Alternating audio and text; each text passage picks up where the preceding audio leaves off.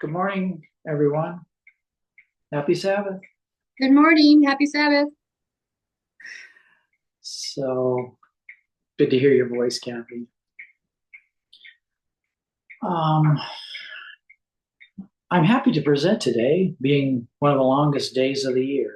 I always look forward to these couple days when we have sunlight so long. In any event, today I'm going to do something that might seem a little different, but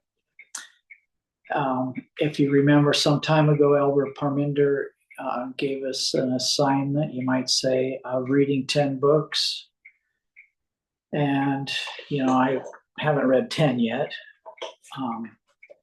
And then a couple of months ago, Elder Terry, after one of her presentations, um, reiterated the same thought. And she actually had three books that she held up and suggested we might want to read. Well, one of them struck me, so I went and got it, and that's what I want to talk about today. And the book is called Sex and World Peace. That's what we have here. And it has a number of authors. There's four authors. There's the main author, Valerie Hudson. There's Bonnie Bailiff Spanville and Mary Caprioli. Mary Caprioli is one of the researchers. There was a lot of research done for this book, specifically on this subject. And the last one is Chad F. Emmett. So here it is, Sex and World Peace. It's not a really long book. Well, if you want to count all the index and everything, it's like 287 pages. So I'm just going to talk about these three wounds that she talks about in the book, and they're inflicted really by microaggression. And my wife asked me this morning, well, what's microaggression? And, I kind of knew what it was, but I didn't know, like, give me a definition that is concise. And so this is the concise definition. It's like subtle discrimination. Some of it can be unintentional, but basically that's what this microaggression is. And so with that little beginning, I'll start out. And what I got, instead of trying to type out so much stuff, what I've done is just dog-eared, and I love to dog-ear books. People don't like to, but when it's my book, I dog-ear the heck out of it. So I'm going to begin in chapter 1, and it's really just talking about kind of the main theme, and that is by overlooking sex and gender, we limit the policy alternatives that we see in the quest to find solutions for world problems. So women can help in solving world problems, basically.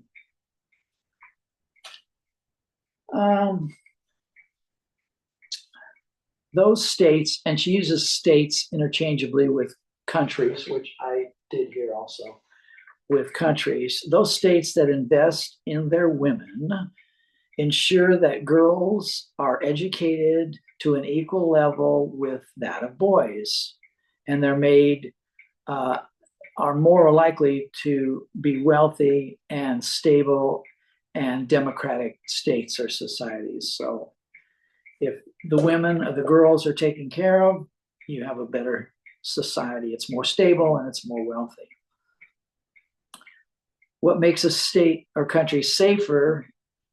What do you think? It's power or gender equality? And most people would say power. But that's not exactly what they found in their research. They found that it's a combination of power and gender that makes the state safer. States that foster gender equality through laws and enforce those laws are less likely to go to war. They're less likely to use force first when in conflict. States go to war over oil and scarce resources, among other things, but they're more likely to do so if the society has a norms of violence rooted in gender inequality.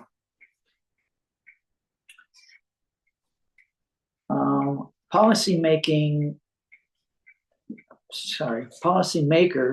try to find solutions to problems are quick to dismiss women as unimportant actors. Yet, it is imperative to take a gender perspective to understand the international issues. So we see that men are not the only thinkers when it comes to international issues, but men have seemed to box women out of this whole arena. Okay, so the first thing we're going to cover, of course, number one, here's the lack of bodily integrity and physical securities. That's the first wound that is covered in the book. And I'm going to read just a short paragraph here to start us out. And yeah, okay. So when Rainey, and that's a woman, returned home from the hospital cradling her newborn daughter, the men in the family slipped out of her mud hut while she and her mother-in-law mashed poisonous oleander seeds into a dollop of oil and forced it down the infant's throat. As soon as darkness fell, Rainey crept into the nearby field and buried her baby in a shallow, unmarked grave next to a small stream. Gets me. I never felt any sorrow, Rainey, a farm laborer said through an interpreter. There was a lot of bitterness in my heart because the gods should have given me a son. You know, this is not unheard of in lots of societies, that boys are preferred over girls at birth. And I just wanted to start off with this story. I didn't realize it was going to affect me so much. I've read it so many times.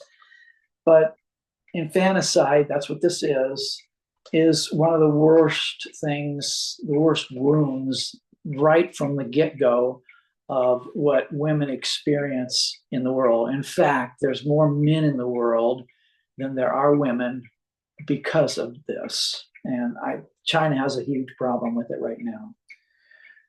Okay, so we'll look at these three key wounds that are inflicted by microaggression.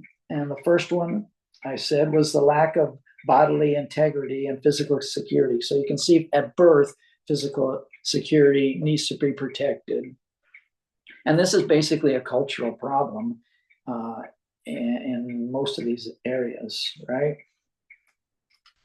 Okay, so here's the next. This book can get graphic, as you might have seen, but it's a true, and so I guess we ought to be comforted by the fact that there's going to come an end to some of these things, all these crazy things, and that they go to show us really the depths that humanity goes to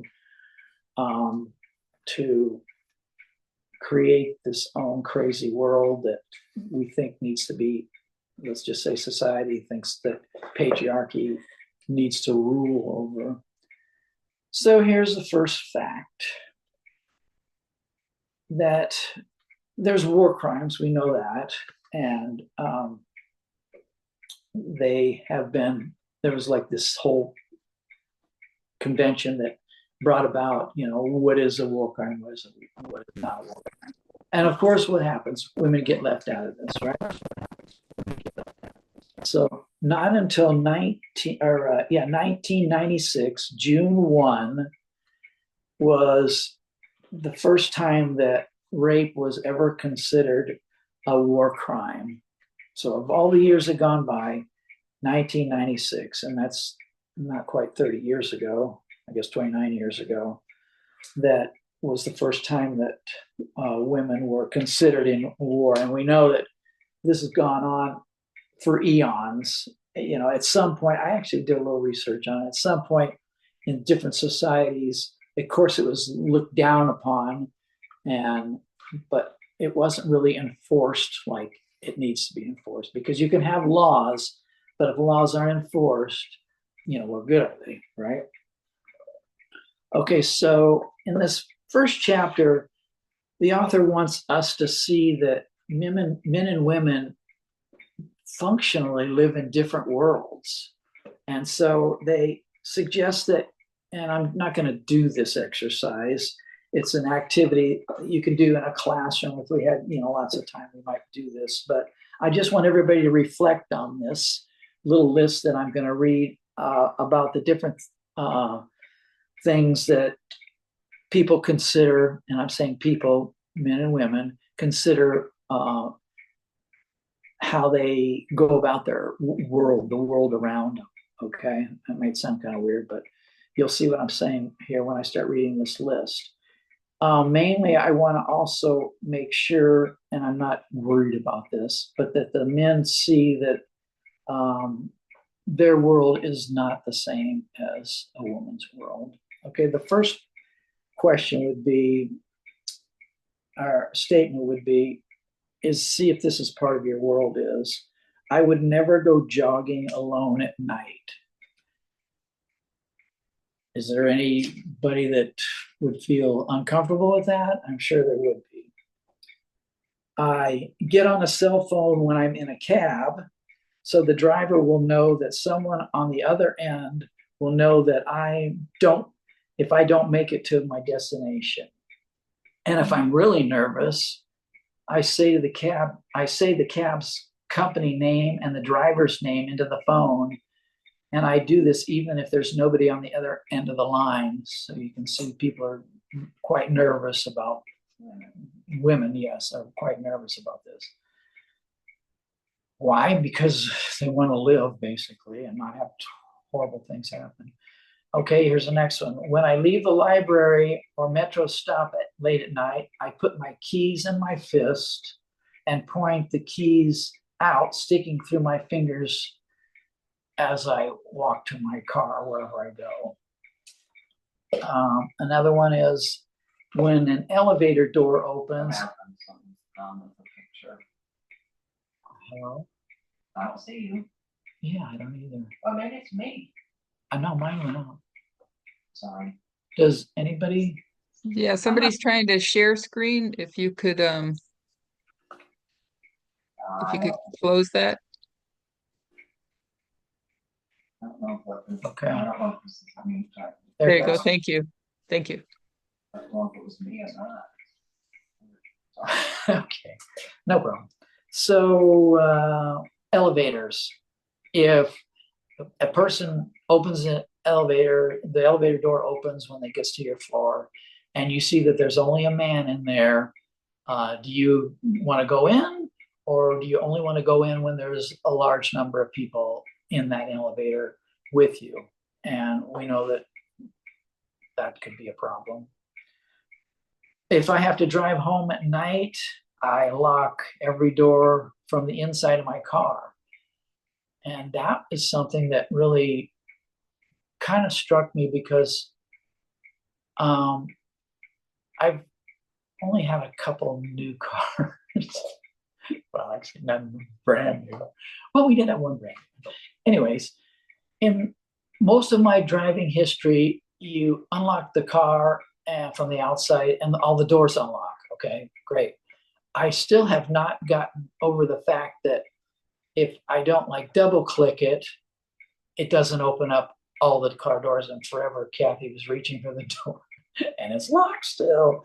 Oh, brother. So anyways, I'm trying to break that habit. But what I'm trying to also get at is the fact that cars are made now to the point where if I roll my car 5 miles an hour or whatever, I just drive it in the driveway, all the doors lock and immediately. And this is just, to me, a show of how society has degraded. It's just gone downhill, that the vehicles now have to put this in to new vehicles just for safety's sake. David, Yes. To that, I noticed my car does the same thing, which I really like. It automatically locks. But the other side of that is when I'm at the gas station getting gas, unless I totally close all the doors and lock them, I can't just lock any door I want. It's really bizarre. Can't manually lock the doors, they won't stay locked. That's weird. It is weird. So Is I that end up so? I just end up locking the whole car Yeah. because if you don't take your purse out or somebody can hop in, what weird things like that come to your Yeah. mind, and it's just a habit. Yeah. It is. In fact, when I use my fob, if I unlock the car and don't get over to the car within a matter of, I don't know what it is, I've never timed it, like 10 seconds or something, it seems like, it locks itself back up again, which is another frustration I have. But I think these are all just going to the fact that women are not secure in society. Okay, so, oh, this is an obvious one. I make sure I do not look into man's eyes when I walk down the street. And I know that, the more the crowded is, the more you're in the cities, the more this is, and the more you get out of the country, it's less, has been my experience. Um, Here's another one. I would never go hiking or camping by myself. Shoot, I've done that lots of times in my life, not even giving a second thought to it. I find my heart beating wildly when I have to park underground, especially after dark. These underground parking places. I've felt a little goofy, on a couple of those myself. So I can imagine what a woman would feel like. She probably wouldn't want to park there because if you got to come out, and get in your car, you don't have the crossing guard or one of the security people with you. You may not want to go down these dark little underground parking garages. And then this one is my mom made me take self-defense class when I was in high school. And you hear more and more about that, which is, to my estimation, a good thing. So this is just Hey, going David, to go ahead. on the self-defense topic, I took it when I was 9 because something happened and I didn't want to be controlled by fear the rest of my life. I didn't want to go into an elevator alone with another man and be afraid. I Yes. wanted to take control of that fear as best as I could.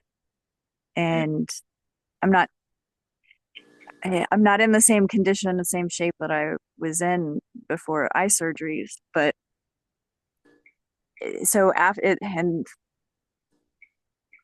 PTSD has a way of changing the brain and making it afraid when so there's a lot of things that go into this fear where we can, I think it's important actually that women don't be afraid, that men don't be afraid. It's not just women because men get bullied and harassed and beat up on as well. But there's so many different circumstances that can lead a person to being fearful or saying, there might not actually be a need for me to be afraid in this situation, or I think I'm capable enough to be able to handle myself in a situation. Yeah. And yeah, that's all. Yeah, thank you for that. And I want to invite anybody that wants to speak on any of these subjects. I have an agenda to get through a lot of the book, but I think our discussions are just as important as what's going on in the book. So okay, another thing I saw in here was about this harm is that there's cultures. These people went up and down the cultures in the world doing the research that actually AIDS is a problem because it's being spread by men to women and they have no control over it. In fact, one instance in the book was that there was a belief that if a man with AIDS had sex with a girl or a woman that was a virgin, that it would cure him of AIDS. Honestly, it's just some stuff that you wouldn't hardly believe until you. David, Yes. speaking to what you just mentioned, when AIDS was first, making it through society, where society was becoming aware of it being a disease, Yeah. um, uh, they weren't going to do anything originally because they thought it was only blacks or the Haitian population I or remember. homosexuals. But once they realized that it could be transferred through blood transfusions, for people who need, for the general population, anybody, right? And that, like you're saying, that it could be transmitted. Say a man was married but had homosexual relations and kept that quiet, right? And then gets AIDS, and then the wife gets AIDS and doesn't even know how she got it. You know what I mean? Yeah. It began to be more of a societal problem. That knowledge, that awareness, that people began to realize it wasn't just a homosexual disease is what really was the catalyst for having them look into it, right, and do AIDS research. Yeah. Yeah. Yeah. That was quite an eye-opening time. I could tell stories. I'd worked down in South Florida back in the 90s, and I was a respiratory therapist, and we would take care of AIDS patients because breathing was one of their like downfalls. So they get pneumonia that they couldn't get off of, and so they were dying. And there was this entire ward that was dedicated to that, and I worked there a bunch of times because I was per diem, and they just threw the per diems down there. And they were doing studies in South Florida on the incidence of AIDS, and they went through the neighborhoods down there, and they said it's virtually everywhere down there. And I expected the South Florida to collapse at that point, but they had come to the point where they were being able to treat the all the people. It wasn't just men, of course.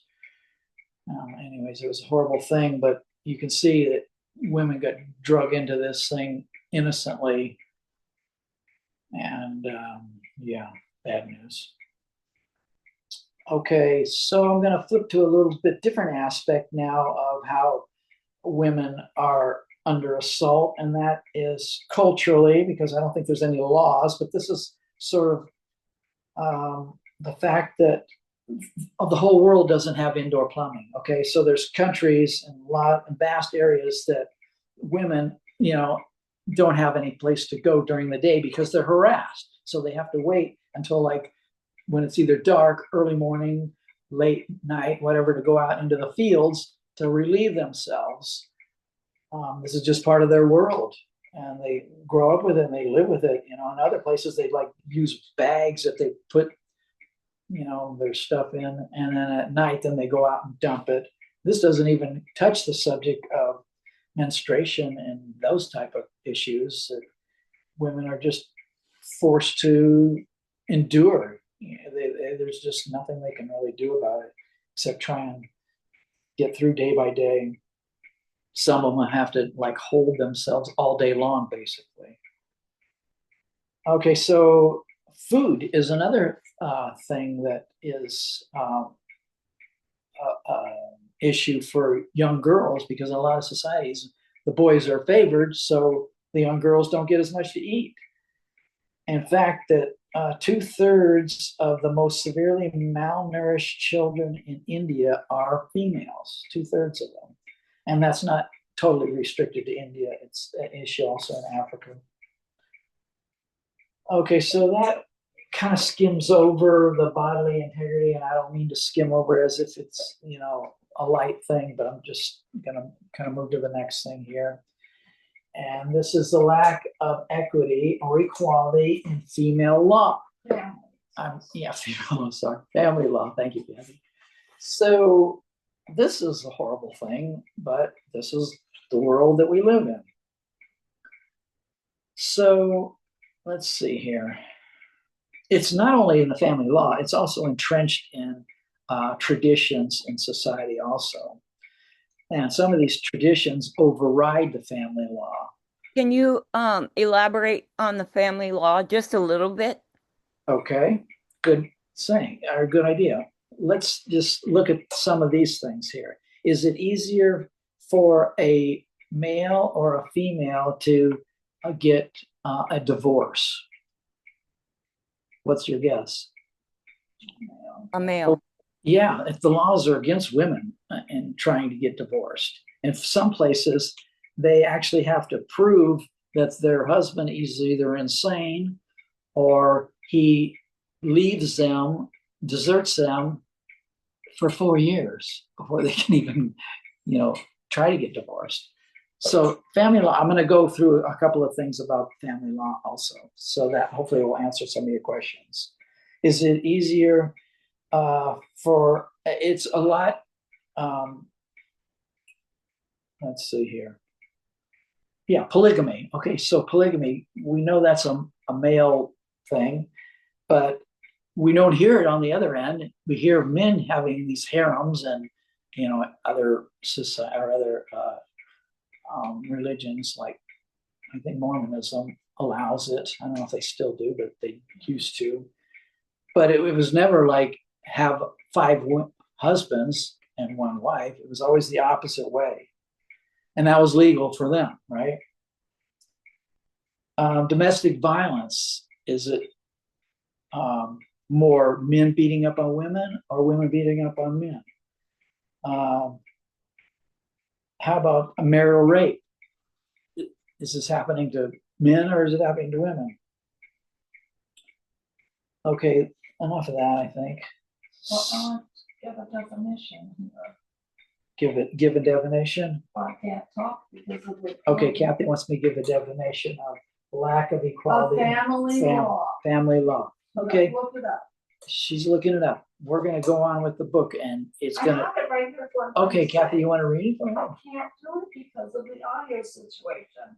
Okay, then you'll just have to, It's just, I'm gonna read it if to it's you. short, Family law involves a wide range of legal matters that revolve around familial relationships, domestic partnerships, and the well-being of family members. was anybody able to hear all that? Mostly, Okay. So it's mainly due to domestic issues, family law, family issues, right? Yeah, and they make it difficult even if you've been abused in your relationship, you're going for divorce because the judge will send you to family counseling, family law counseling to try and work it out, right? And it's Right. like they don't hear what you're saying, that you can't work it out because of the abuse, right? So, yeah, it's a problem. Totally. Okay, so let's see.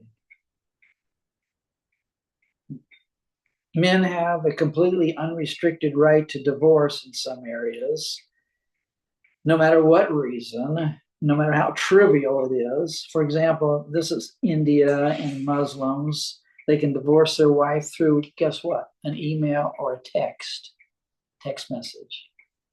That's how they just send, yeah. And it doesn't even have to be recorded. I talked about the insanity and desertion thing for 4 years. Some places is ridiculous. It says a man can divorce his wife because of such minor things as she put too much salt in his dinner. Okay, so here let's go to some more laws. The custody of minor children may be tragically inequitable. Most traditional societies, their laws, shared custody after divorce is unknown. That's a law. And here's in Islamic societies an example, for example, that the father automatically receives the children. the woman is not even considered. That's the law. So these are more examples of it. If a mother were to remarry, custody of the children must be transferred to the father immediately. Such considerations are not unknown in Western societies. And these are just examples of how family law, really is not advantageous for women. Okay, so going down to, because culture and law in many places are hand in hand. Even if the law is on the books, there's a Muslim thing, and I forget the actual name of it, but it's their traditions can override the laws of the country, let's just say. And so they had to pass another law saying that these laws that were passed by the leaders, the religious leaders, weren't going to be legal anymore. And I'm sure that's farther down the book, but that just came to my mind. When you think about it too, what you're sharing, because I guess I've had blinders on it living in this society here and going through its unfairnesses, but I didn't realize in my life, I do now more, Yeah. but how unfair other countries treat their women. But when you think about it, the children, like what you were saying in the case where if the mother remarries and they automatically are given to the father, it perpetuates the children grow up with this same mentality, right? And have less respect for women, their mothers. It just perpetuates the ugliness of this. Yeah. Thank you. Because that's talked about in the book too, about how it's modeling and how the sons model the fathers, and it just ruins society. But it can be broken. There's ways of breaking these things. Here's a little incident. Here's another law incident in Afghanistan. The elders were urging this guy to take a second wife, a 13-year-old girl. It's legal, right? In lieu of what? Money that this man had been owed from the father of this young girl, from gambling. So they were paying, and this is legal, they were paying off the debt by basically giving over the 13-year-old girl. And to top it off, icing on the cake was the fact that the gambling was taking place while they were like in an opium den. Sorry, I get a drink. So that was the currency. So it's legal tender over there to do such things. Also, like, there's been cases where there was a killing, and instead of the law just protecting everybody, okay, the guy's dead, let's find out who killed him and then put him in jail or whatever.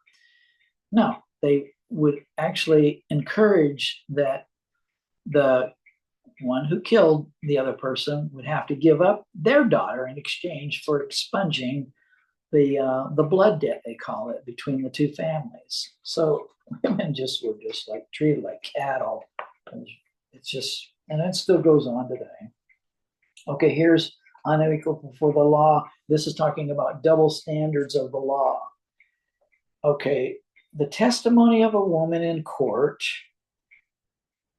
may not hold as much weight as the testimony as a man in court. And I think this is not only true in some of these different countries but in our own country.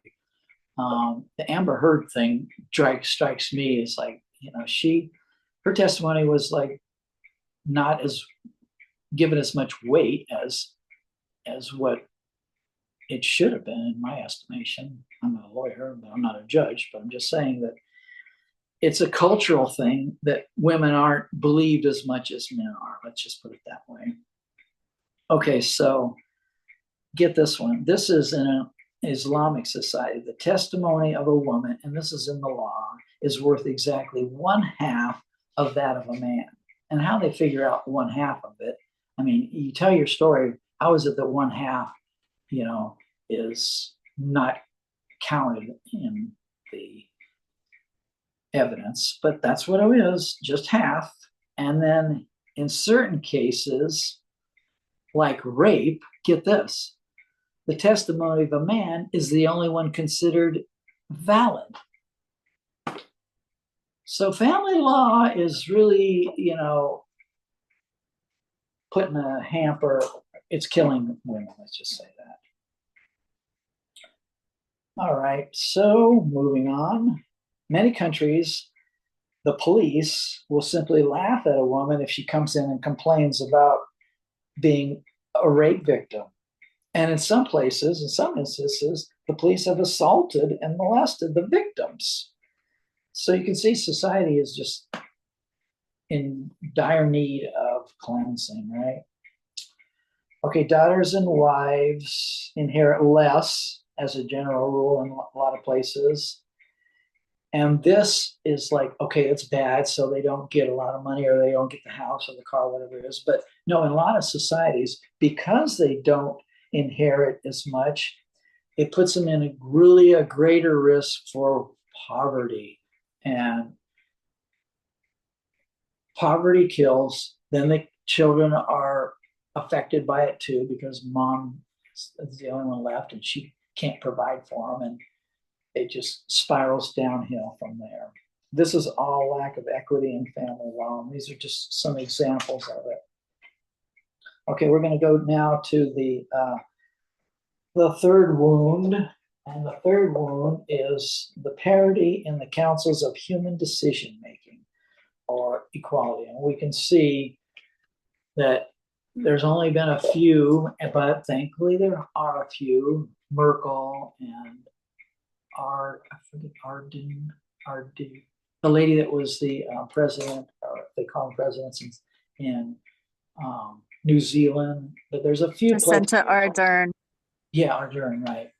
And she's a woman, not a lady. Yeah, she's a woman, right.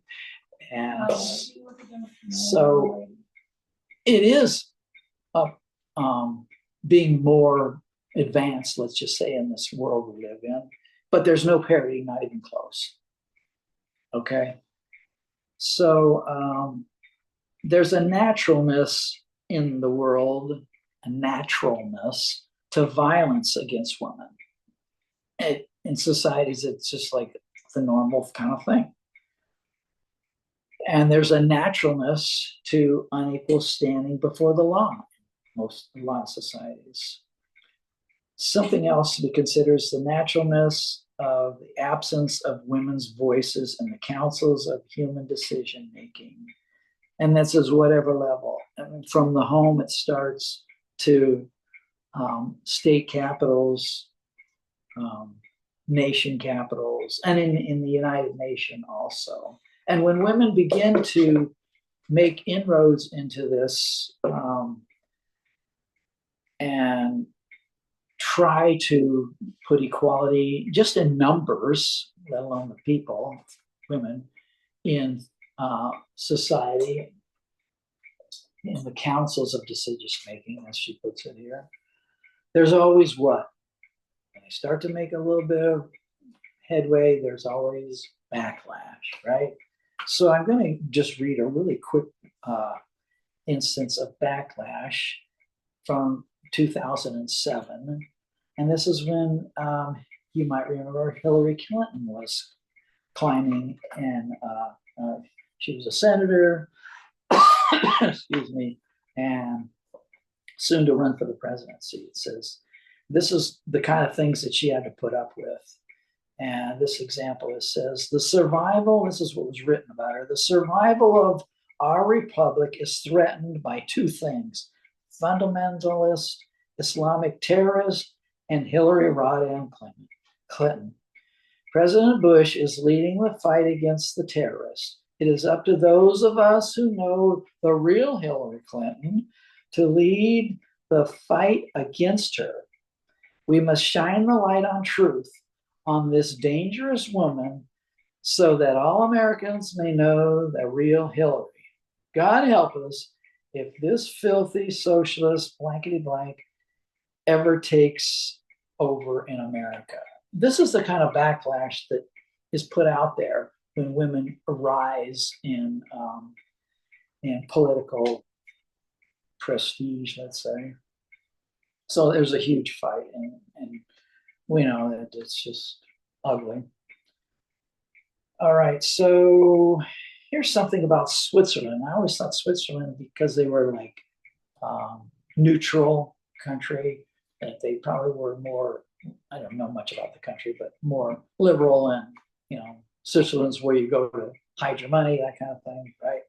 Well, it took until 1971 for the women to gain the right to vote in Switzerland. I mean, I don't know if that was the last country on earth, but maybe there's some that don't let women vote now even. But 1971. And here's the reason. Listen to this one. This one floored me. If women did not give blood sacrifice for their nation in battle, how could they claim to be full citizens? So they weren't even allowing them to be full citizens, realistically, unless they went and died in battle, which I'm sure that I'm just hoping that things have changed in the thinking over there. Okay, now we're going to talk about women in history. So from the time of the American Revolution in New Jersey, and that's a state in our country, the women had the right to vote. But guess what? When the Constitution was adopted, they were barred from voting for 113 years. So that was what our Constitution did for these poor people. But it's interesting that they were initially able to in New Jersey to vote. Okay, moving on. Let's see. Okay, we're going to talk about economic unreality. Women are systematically excluded from our conventional understanding of the economic system. The men, they were economists. In the 1930s, they developed a national system of accounts. Okay, guess what they decided? This is what they decided. Housewives were economically inactive, producing nothing of value to the society. This is the 1930s, and this is the men then. So I picked out two examples of, if you say they do nothing for society, listen to this one. First is one far away and then one closer to home. This is a young girl in Zimbabwe, what she has to do.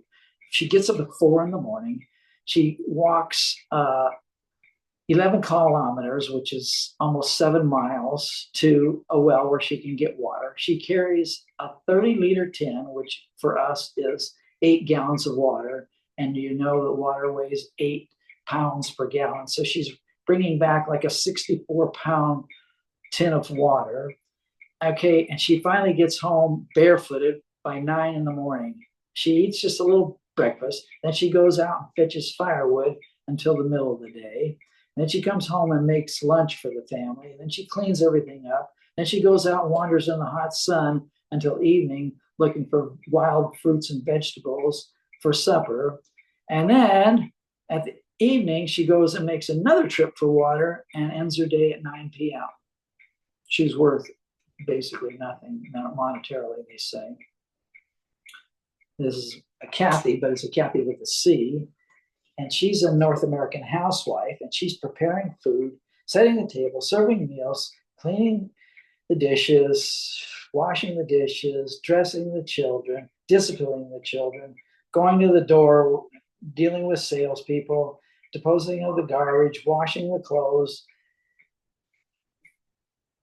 ferrying the kids around, going to the supermarket, getting gas, getting all the household items, cleaning the house, paying the bills, watering the plants, putting the toys away, sewing, knitting, answering the phone, vacuuming, sweeping, cutting the grass, weeding, shoveling snow, clean the bathroom, and she's economically inactive. Economists record her as unoccupied. Okay, so then they looked up and said, okay, so if they had to hire out someone to do these things, and I figured it out, it's around $20 an hour, which it'd be hard pressed to find people for $20 an hour to do a lot of these things.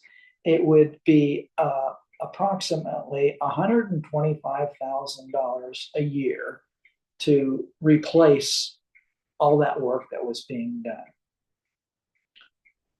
Okay, and this accounts for approximately 40% of the world production. Okay. You Okay. know, David, I Yeah. was thinking about all the immigrants that they're rounding up and how it relates to what you're sharing, because the more people, the more people begin to think that any class of people is lesser than they are, then it paves the way for the mentality to classify people, women, immigrants, whatever you want to say, as lesser than, Yes. right? So it Yeah. just perpetuates what we're seeing, how that ties into sexism. And now stores, I mean, not the stores, but the places where they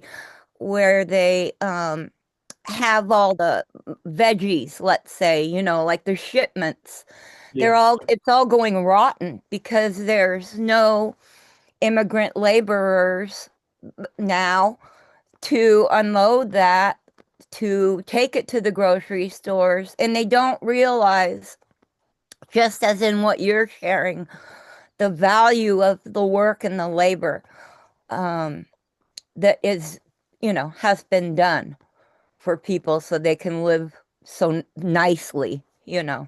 Yeah. Thank you for that, Susan.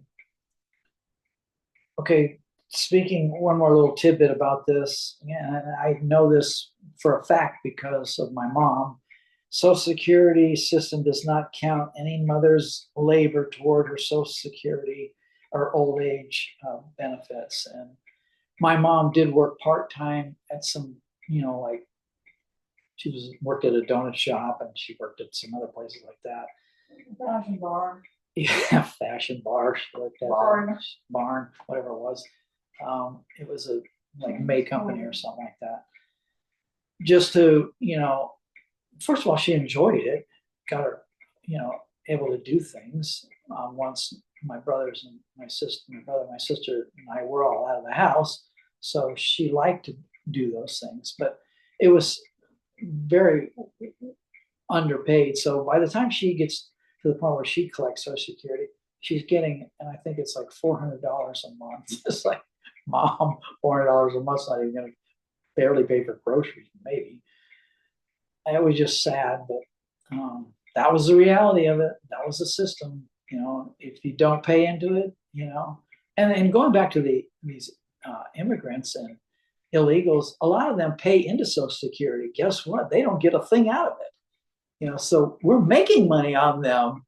They could incorporate these people into the system and help the system, a lot. Well, maybe not a lot, but some, anyways. All right. Any other comments? Go right ahead. I'm happy to entertain comments.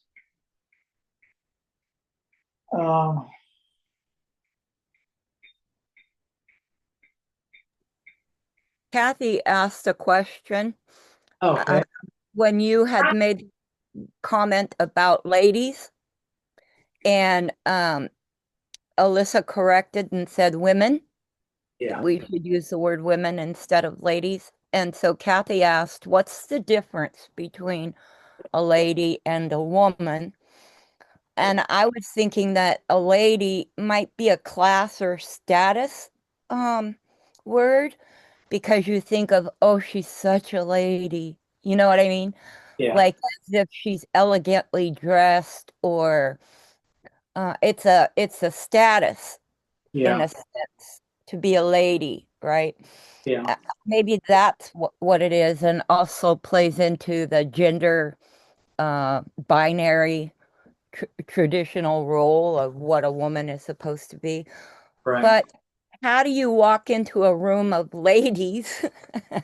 I've said it. I've caught myself saying it. Good morning, ladies.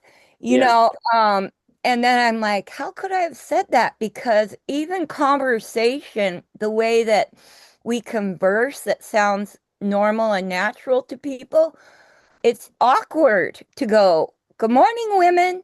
It Yeah. just because you just don't do it a lot. You know what I mean? And Right. it sounds kind of stupid. I wish there was a better way to change our lingo so it flows off the tongue, a little easier. Right. I don't What know if it's just not gendered? Like, hello, all. Hi, everyone. Why yeah. do we have to get in the societal loop of gendering people? And Right. also, the explanation to the why women versus ladies I put in the Bible forum. It's an article to explain. Oh, okay. I don't have the Good. Bible for them, so I don't read it. Oh, yeah. Well, I'll get it. I have that. Well, you know what? It's funny because I understand what Susan's saying, the high class ladies, but in my upbringing, I guess, a lady is a character trait. It's like a gentleman and a ladies and gentlemen, gentlemen are supposed to be people that, and I know it's very patriarchal, but they're supposed to be kinder and more civilized, let's just say. And when I hear the word lady, I think of a person that carries themselves very well, and in their character is an upright character, which is what we're all judged in the end by. But as you said, it holds the weight of patriarchy. Yes, right. David. Yes. Hi, David. This is Donna. Thank you so much for the study. Okay. I just want to share something that I experienced this week when I went to my orthodontist. Because maybe I can get kind of have an idea of how you guys feel about it. There's this.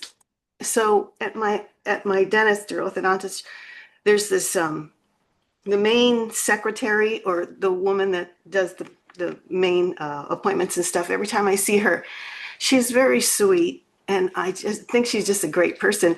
But every time she sees me, she says, even if I call her on the phone, she goes, "Oh, hi, honey."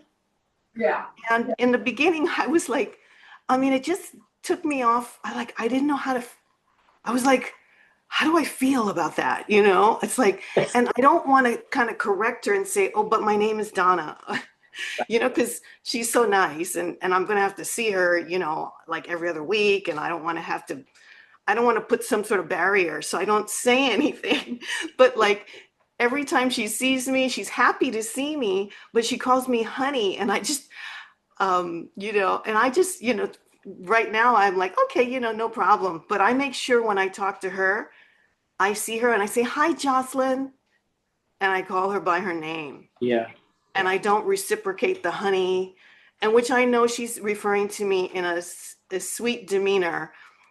But to me, I don't know if this is my problem, and I want to get all of your opinions. I almost feel demeaned. I mean, is that, should I not be feeling that, or what is that? This is a question for everybody else to kind of help me as to how should I feel when somebody calls me, someone who's the same age as me, who's the same equal, and then she calls me honey, and I almost feel like when she calls me honey, I almost feel like a little child, like Yeah. someone not at her same equality or same status. But anyway, I just wanted to throw that out. Yeah. I get what you're saying. Oh, go ahead, David. I was just going to say, I get what she's saying, because it also could be in the tone. It's like, "Oh, honey," they're talking down to you when they get this kind of other tone. But yeah, her tone is actually more, "Hi, honey," that kind of thing. So it's not but it's like I really would rather be called by my name because every Right. time I see her, the Yeah. first thing I say is, "Hi, Jocelyn." Yeah. I make sure I I, use Jocelyn, accentuate it. I don't want to tell her my name is Donna. I mean, if it was a man, and I've done this before, if a man calls me honey, I'm like, no disrespect, but it's Donna. yeah. Now I can do that to a man. I can't do that to a woman. I find, I find that difficult. Yeah.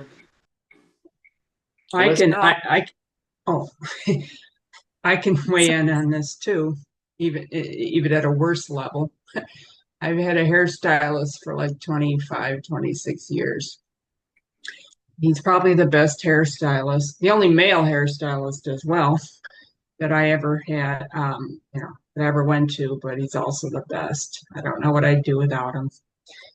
And from early on, when I started going to, his shop, you know, I just got this feeling that he was gay. I didn't know for sure. And then at some point, it was real blatantly obvious because of a certain incident. And later, he got married to his partner in 2015 when they passed that Gay Marriage Act. Um, and but he's always had this tendency to call me Dolly. Hello, Dolly. He calls you Dolly? And so I mean I've never been named because I don't want to offend him and I don't want to lose him as a hairstylist because there really isn't anybody out there that's even half as good as him. Um, he could work for like Hollywood, but I mean I've never been able to come across and say he knows what my name is, but that's his style.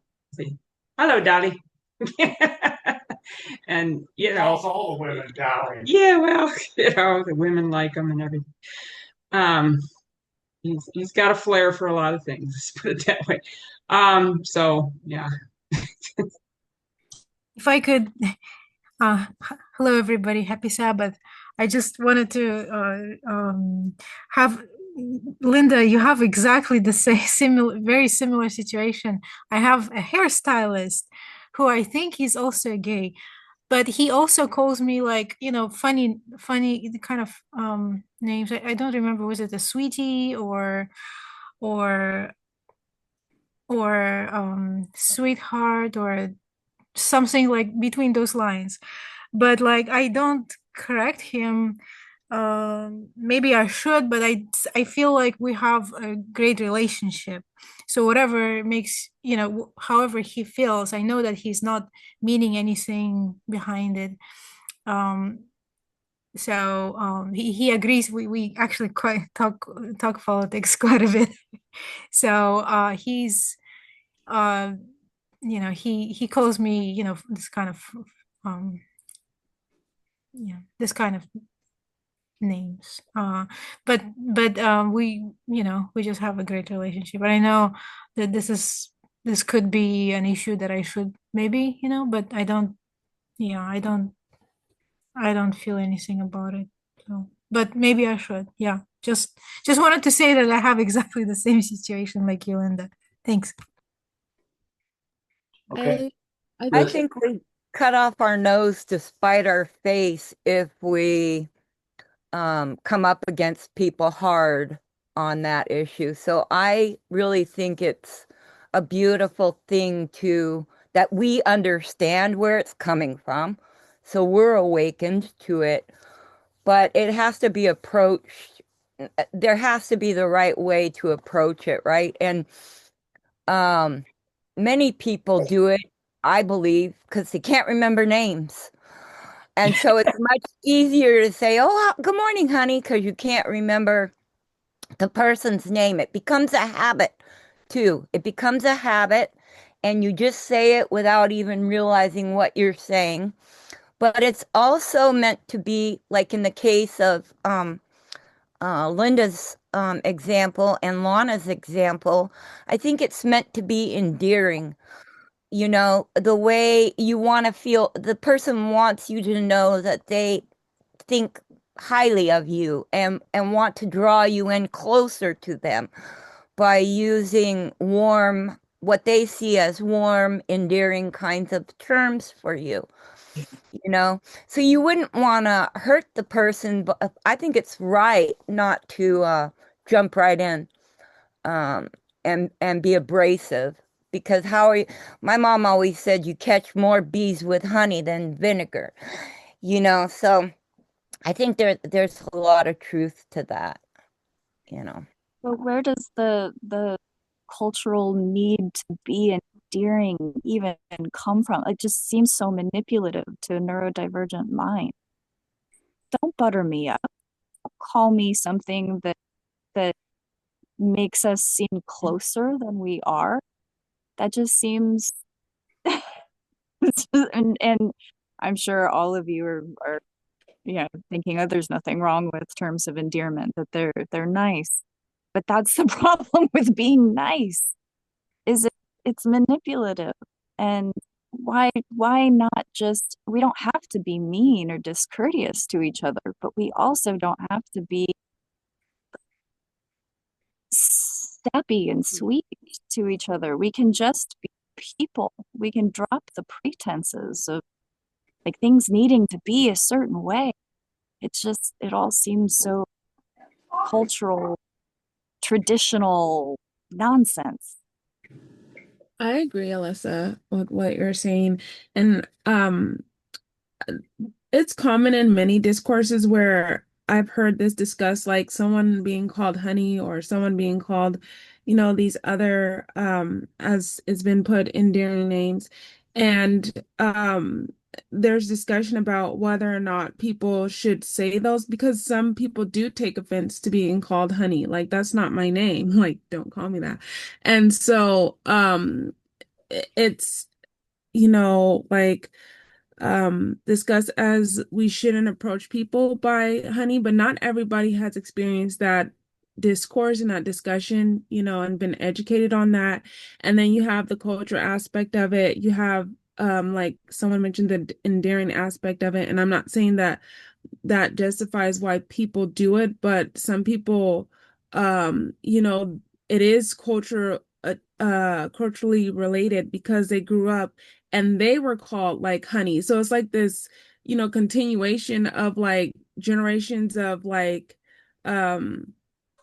endearing statements, and how to address people, and not everybody likes that. So it's best to communicate, if you don't like being called that name, or something, it's setting that boundary to not be called it. And I can say it can be difficult because you have some people who don't like boundaries. They will continue to call you by something you told them not to. And some it's out of habit, they have to, train themselves or correct themselves. But out of respect, it would be good for people to, call people by the name they prefer. Yes, I really agree. Thank you everybody for giving their input, because I think the one lesson for me in this is that I don't want to call anybody a name that is not their name. It's like I want to have respect for everybody individually as a human being. And I remember there was a time when I had girlfriends, and when we saw each other, we'd call each other girlfriend. We'd be like, hey, girlfriend, and even that is not, you know, um, acceptable in my book and now the way my mindset is. And so the lesson I have learned, because I don't have control over other people and how they were brought up and whatever culture, whatever it is, I only have control over what I do. And so even though Jocelyn is a sweet person and she, maybe she feels endearing to me, even though haven't really known her, I just met her. But, and I understand, I can't change everybody, and I'm not going to force things. Of course, I do have a different mindset when it comes to a man. Like if a man called me honey, it would be a completely different, a totally different scenario. And I would immediately, almost as a reflex, put it to an end at that point. I would be like, oh no, it's Donna, you know. And but with, you know, and that's a totally different scenario, I think, because that definitely, it is total sexism for sure. And but when it comes from a woman or someone of your peers or someone who's equal, should be equal to you, it's a little bit just, you know, just disheartening in your heart, because and you catch it right away. And I don't know if I would have caught it before this movement, because before this movement, like I say, I used to call my friends girlfriend, you know, when we see each other, hey girlfriend or whatever. Now I don't do that because of this movement, and then the mindset that we have all acquired, you know, developed. I can't do that anymore. It's just like against my, I couldn't do it, because to me, I think of it as it's not equality to do that. So I think from the whole thing is there's not much I can do or that I want to do with Jocelyn. But I can only control what I do, how I react to her. And I'm always going to react in a loving and respectful way. But maybe through my constant addressing her by her name, maybe she'll get it too eventually. I don't know. But that's all I can do. I mean, there's nothing more I can do. I can't go around, you know, telling people, you know, I just don't want to go around telling people how to treat me. You know what I mean?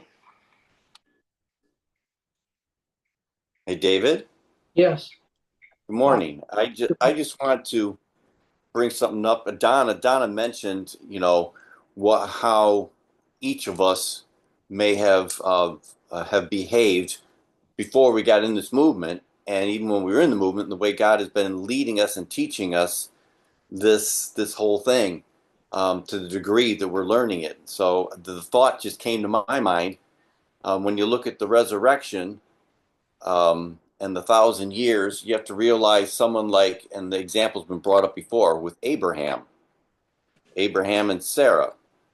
In the resurrection, Sarah is going to learn she's not supposed to be calling Abraham Lord, Right. and so there's a whole lot of stuff there. And so the point I want to get to, without losing the point is that what God is doing with the 144,000, what God is doing with the people in this movement,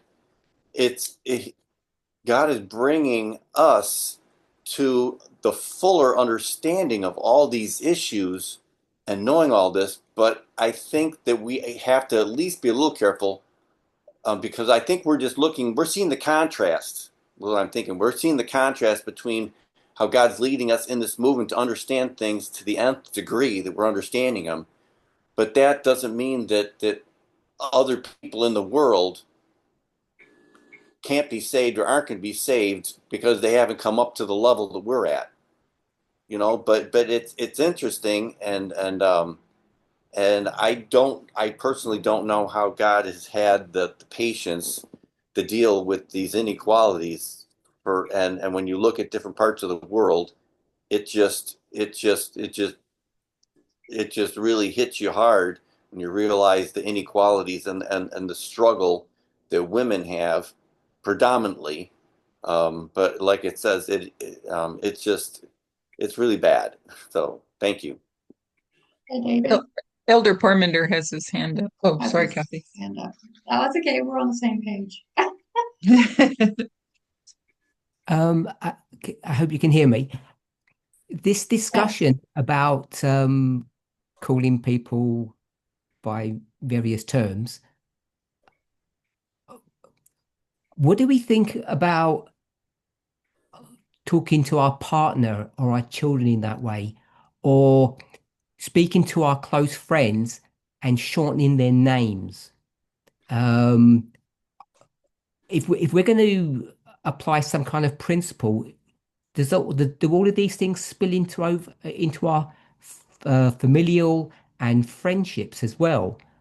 Because I know plenty of people, both men and women, who will call their partners darling or honey, and they have these nicknames for their children, or they have their friends, and they think it's cute or endearing to shorten their friends' names, to show some kind of deeper connection to them compared to people outside that close circle. Aren't we doing the same thing in those relationships as people have spoken about with their hairdressers or people that they meet, receptionists, etc., when they use similar terms? Could the issue be what people are being called without their approval, without their um, consent? Like we would consent our partner. I mean, we would have a discussion most likely of names to call each other friends. I think that's a whole different level than um, and shortening names. I think is, you know, with friends, that's a consent for that person to say, oh yeah, of course you can call me that, or no, I prefer my full name. In Uh, most cases, I think it's an inferred consent. We don't ask our children if they consent to being called something. And I know very few people, very few couples who actually consent to being called something beyond their name. It's an implied permission or implied right for people to do that. And I was just basing it upon what you had said, Alyssa, that this false sense of endearment, why can't we just call people by their names? and in that instance, because we were talking about some unfamiliar people who we randomly meet, or people who um, there's this sense of um, society wanting to bring people together and lump people in with their way of thinking, and that endearment term, I guess, gets things muddled in my mind. Everything you've just said sounds the same to me talking to your partner or talking to your hairstylist that you've known for 26 years. Really. I don't see what the difference is because they have formed some kind of bond and they feel some kind of entitlement to express the deepness of that bond by giving you a name that they think you would actually like. Sure. And most people don't ask for explicit consent. I guess I'm seeing that Children certainly don't. I'm seeing that we're discussing two different groups of people: group that we're close to, that we have no problem with endearing names, and then those that um, we don't have that relationship with, who want to use those names of endearment with us, or we don't want those names of endearment used, and we put that boundary down, and they just don't want to respect that. Is how I'm seeing it. That there's the endearment itself isn't bad. It's how it's consented upon. It's if we enter into that relationship with a person, then that's okay.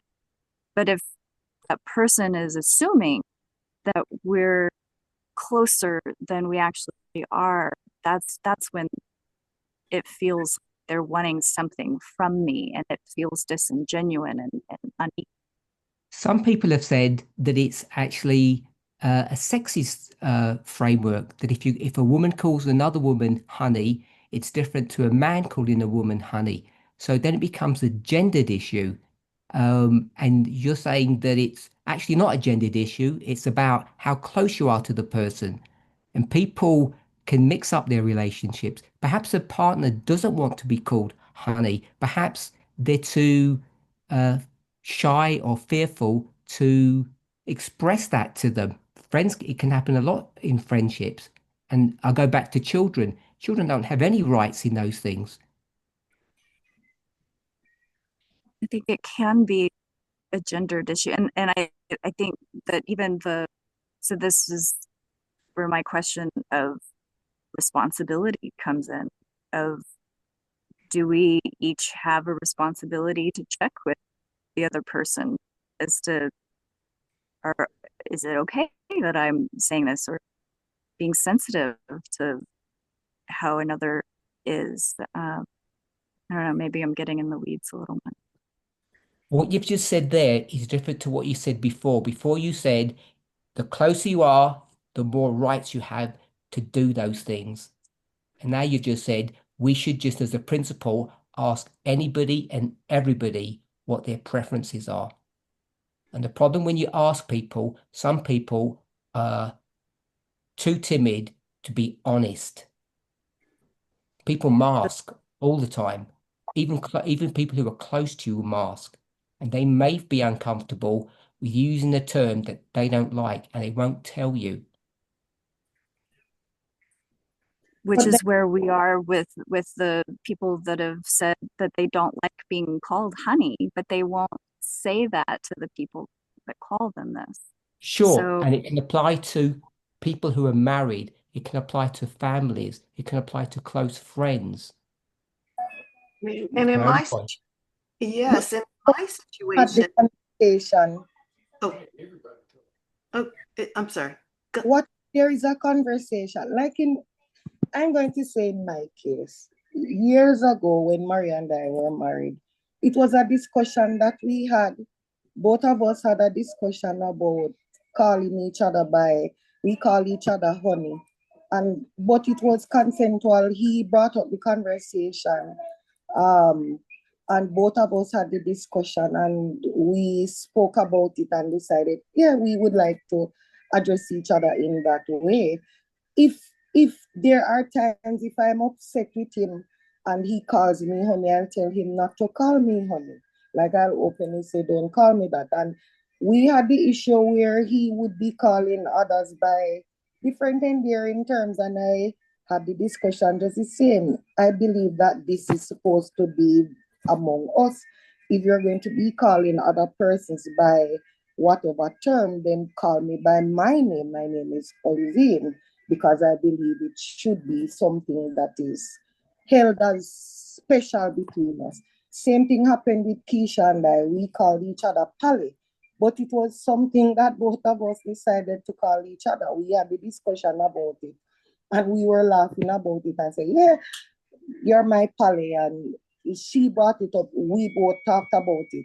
It's weird to hear the conversation because in my case, when having those kind of terms, it is by conversation.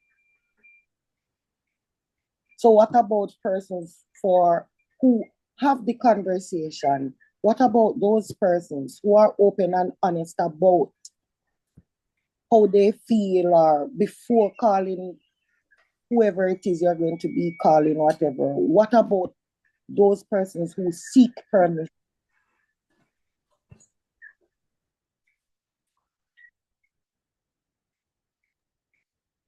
Lana also has her hand up. I think Donna was trying to speak as well. Yeah, I just want to really quick. I think it is a problem with me because, like I told you earlier, that if a man that I did not know referred to me as honey, I would nip it in the bud immediately. But it's a woman. The situation was a woman that I didn't really know her either. I just met her, and then she was referring to me in a, as honey, and in not a demeaning way. I don't think. I think it's just maybe that's just how she talks to other people. I don't know. But another scenario just came up recently. My mother recently referred to me in a way that she has never referred to me ever in my life. Because most of the words she's used toward me has not been a term of endearment. And she actually called me darling. And immediately when she called me darling, I had this thought in my mind, and this is probably me, very angry. I was like, what? because I was never darling to her, but now all of a sudden I'm darling. I think it is a problem with me. So all this, discussion, it does matter about the person who is referring to you. Of course, if somebody else called me darling, I probably wouldn't have this aggressive kind of don't call me darling. And yet I can't tell my mother at 86 or 87, I forget how old she is, don't call me darling. I can't do that. So I don't want her to call me darling because I don't feel that way about her. So I think it is me. And it's like I have to do something about this situation. I don't feel that way about anybody. And like I said, with Jocelyn, there's a term of endearment there that I have no animosity toward her. I just notice that when she refers to me, she calls me honey. And I just notice it. I'm not going to make a big deal about it. But what I am going to do for me, like with Renee and Renee in our relationship, we call each other, terms of endearment. We refer to each other, I honestly don't. I don't really call him Renee, and he doesn't really call me Donna. But if he did, I'd be like, okay, what did I do wrong? It would be that kind of a mentality. So there's an agreement between the two of us that as in the relationship we have, that we refer to each other in terms of endearment. Now, I question now, being in this movement, I question, and especially after Elder Parmenter just put that thought in our minds, should we be reassessing how we treat our spouses and how we treat people who are close to us? Like, I will always call my mother mom, because she's always been mom. She's not going to be darling. She's not going to be honey, sweet pea, nothing. She's going to be mom because she's always been mom. And I have to deal with how she's referring to me now. I don't feel comfortable about the terms of endearment she's using toward me. I just don't. It does something weird in my mind that I have to do whatever I have to do to assess that situation and that relationship. But with the relationship that Renee and I have, now I'm having to reassess what Elder Parmenter has just put the thoughts in our minds, how we refer to each other in our families, our relationships with close people. Of course, with me, my mom is separate, different, because that's a different relationship. But yeah, I'm reassessing this again. Thank you. I'm not gonna call you honey, whatever I want to call you. Anyone else? Thank you for all your comments. It's been really enlightening. I think we need to all have these things kind of hashed through because we're still a movement, and a movement means we're moving, and we need to move in the direction of this equality and all these little tiny aspects. I figured this book was going to really, stir the pot, which it has. So I'm not going to get to a whole lot of stuff I wanted to share about. But one of the main let's just say ideas of this book that's brought out is sex and world peace, is this fact here that the security of states or countries is in fact linked to the security of women. Countries that have more violence against women are more likely to go to war first.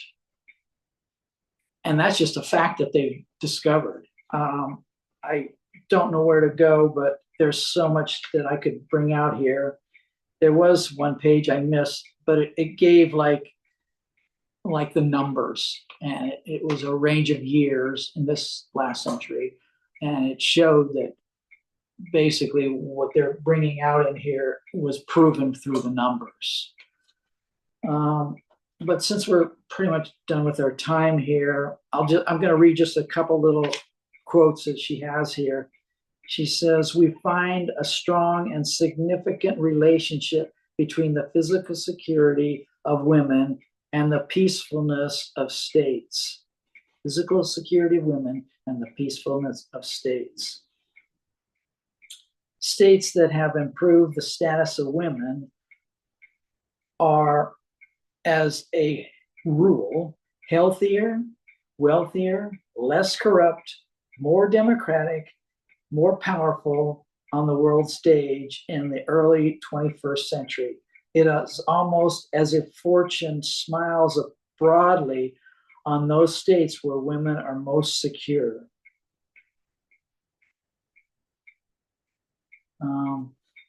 You know, I don't know what else I can say, but thank you all for your participation. And I invite you to read the book. And with that, I'll close in prayer if there's no other comments.